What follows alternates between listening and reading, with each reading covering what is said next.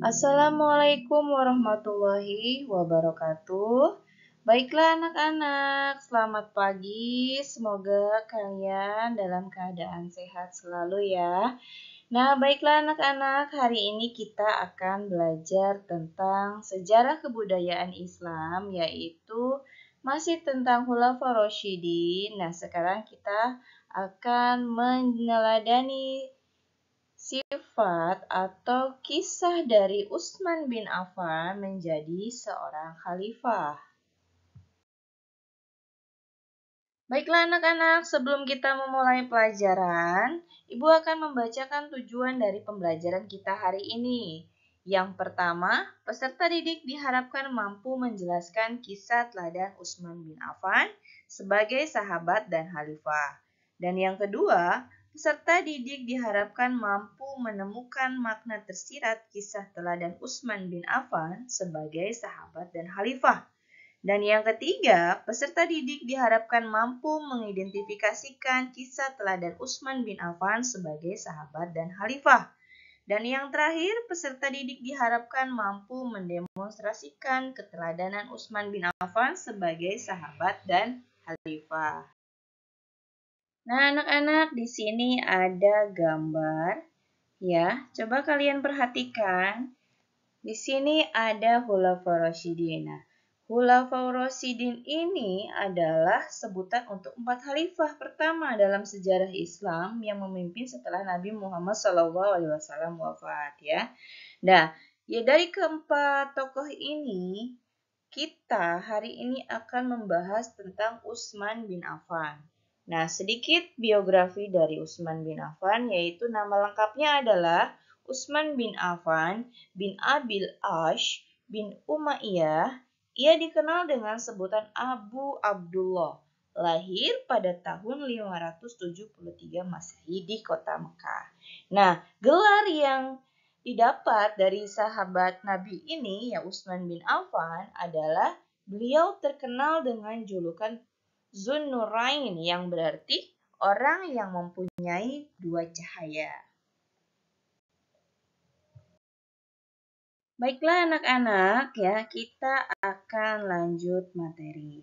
Nah, ini ada kita yang pertama meneladani sifat Utsman bin Affan radhiyallahu anhu. Utsman bin Affan atau nama lengkapnya yaitu Utsman bin Affan bin Abil Ash bin Umayyah. Ia dikenal dengan sebutan Abu Abdullah. Lahir pada tahun 573 Masehi di kota Mekah. Pada waktu Rasulullah berumur 5 tahun, ayahnya bernama Affan dan ibunya bernama Arwa. Utsman bin Affan masuk Islam pada usia 34 tahun atas ajakan sahabat Abu Bakar Asy-Siddiq. Sebelum dan sesudah masuk Islam, sahabat Utsman bin Affan adalah pedagang yang kaya raya. Beliau terkenal sangat dermawan menginfakkan hartanya demi kepentingan Islam. Sahabat Utsman juga pernah mengemban tugas diplomatik pada masa yang sulit dan penuh ancaman bahaya, yaitu ketika bertindak sebagai utusan Rasulullah untuk melakukan perundingan dengan kaum Quraisy di Mekah. Penugasan ini melahirkan dua peristiwa penting, yakni Baiat Ridwan dan Perjanjian Hudaibiyah. Beliau sangat akrab dengan Rasulullah SAW. Karena kedekatannya inilah Rasulullah SAW menikahkan putrinya yang bernama Sayyidah Ruqayyah dengan sahabat Utsman. Setelah Ruqayyah meninggal pada waktu perang Badar, Rasulullah SAW kemudian menikahkan sahabat Utsman bin Affan dengan putrinya yang kedua, yaitu Sayyidah Ummi Kulsum. Oleh karena itu, sahabat Utsman terkenal dengan julukan Zunnurain, yang berarti orang yang mempunyai dua cahaya. Sahabat Utsman juga dikenal sebagai salah satu penulis wahyu. Sahabat Utsman juga mempunyai keistimewaan menguasai ilmu bahasa Arab zaman jahiliyah. Di antaranya ilmu keturunan, perumpamaan-perumpamaan, dan berita-berita peperangan. Utsman meninggal pada tahun 35 Hijriah. karena ulah para pemberontak yang memasuki rumah beliau. Beliau meninggal dunia saat sedang membaca Al-Quran dalam usia 82 tahun. Baiklah anak-anak, tadi kita sudah belajar tentang meneladani sahabat Nabi yaitu Utsman bin Affan.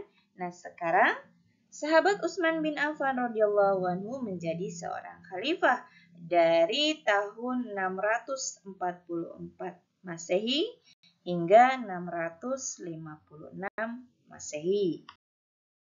Baiklah anak-anak, Ibu lanjut ya. Nah, menjadi seorang khalifah. Beberapa saat sebelum meninggal, sahabat Umar bin Khattab radhiyallahu anhu tidak menunjuk seseorang yang akan menggantikan kedudukannya. Ketika beliau didesak untuk menunjuk seseorang pengganti, beliau menjawabnya dengan bijaksana. Andai kata saya menunjuk siapa yang akan menjadi khalifah sudah saya, maka telah ada seseorang yang lebih baik daripada saya yang telah melakukan hal ini, yakni Abu Bakar telah melakukan penunjukan. Meskipun tidak menunjuk seseorang yang akan menggantikan kedudukannya, akan tetapi beliau menyarankan agar khalifah berikutnya adalah salah satu dari 6 sahabat yang dijamin masuk surga oleh Rasulullah SAW. Mereka adalah Utsman bin Affan, Ali bin Abi Thalib, Zubair bin Awam, Sa'ad bin Abi Waqqas, dan Abdurrahman bin Auf. Dewan pemilihan khalifah yang beranggotakan 6 sahabat ini disebut dengan Ahlul Hali wal Aqdi. Dari ke-6 sahabat pilihan khalifah Umar di atas, maka sahabat Utsmanlah yang terpilih menjadi khalifah, yang menggantikan Khalifah Umar bin Khattab. Khalifah Utsman dipilih menjadi khalifah pada saat berusia 70 tahun. Khalifah Utsman bin Affan menjabat selama 12 tahun. Prestasi Khalifah Utsman bin Affan diantaranya adalah yang pertama, menumpas pemberontakan di daerah. Yang kedua, menghadapi pertentangan bangsa Romawi. Dan yang ketiga, membukukan mushaf Al-Quran. Pada masa sahabat Utsman, banyak gubernur dan pejabat yang hidup mewah dan gemerlap. Anjuran khalifah sebelumnya, yaitu Khalifah Umar, sudah tidak diperhatikan lagi. Karena itu, banyak pejabat yang menumpuk kekayaan, terutama gubernur Syam atau sahabat Muawiyah. Sebagian masyarakat ada yang tidak puas dengan kondisi ini sehingga berkhianat kepada Khalifah Utsman dan bersekongkol dengan kaum Yahudi yang dipimpin Abdullah bin Sa'ba.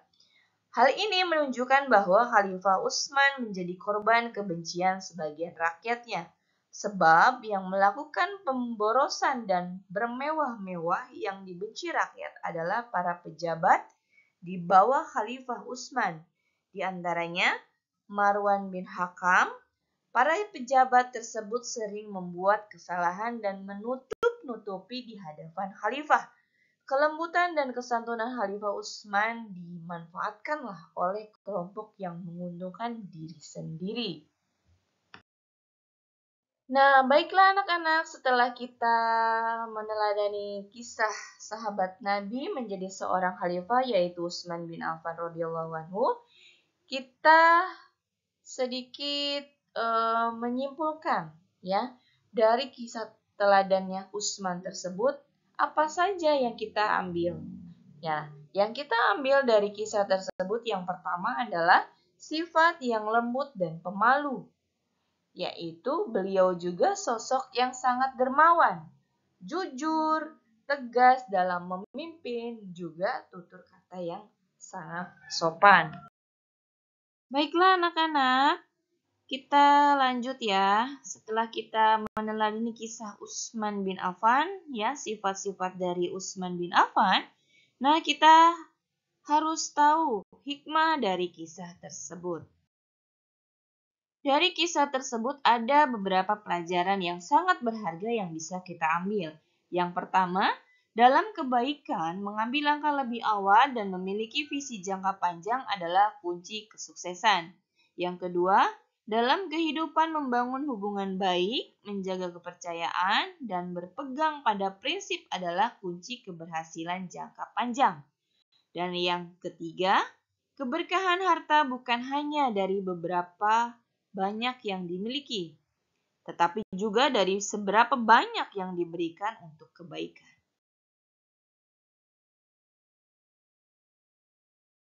Nah, baiklah anak-anak, setelah kita mempelajari semua kisah dari Utsman bin Affan, kita sudah mempelajari kisah teladannya, hikmahnya, juga pelajaran berharganya. Jadi, sekian materi dari Ibu hari ini. Wassalamualaikum warahmatullahi wabarakatuh.